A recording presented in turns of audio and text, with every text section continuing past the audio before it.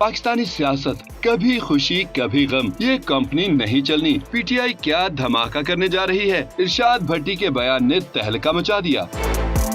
एक निजी चैनल के प्रोग्राम में गुफ्तगू करते हुए सीनियर सहाफी इरशाद भट्टी का कहना था कि पड़ोसी मुल्क की एक बड़ी मशहूर फिल्म थी कभी खुशी कभी गम। वही फिल्म आजकल हमारी सियासत के सिनेमा घरों में लगी हुई है।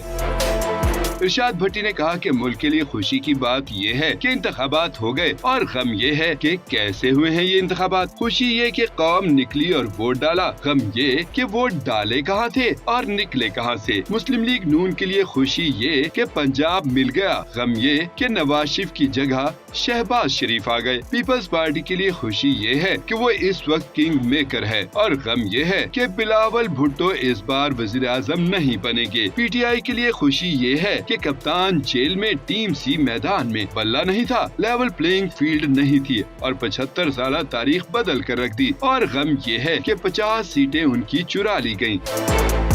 इरशाद भट्टी ने मजीद कहा कि पीटीआई को धांधली के खिलाफ हर फोरम पर जाना चाहिए और वो जा भी रही है। व्हाइट पेपर आ रहा है, कल इंटरनेशनल मीडिया के सामने वो सारा केस रख रहे हैं, अदालतों में वो पहुंचे हुए हैं, इलेक्शन कमीशन में वो पहुंचे हुए हैं और किसी पार्टी से वो बात नहीं करना चाहते। यही इमरान खान की कमजोरी भी है और ताकत भी है।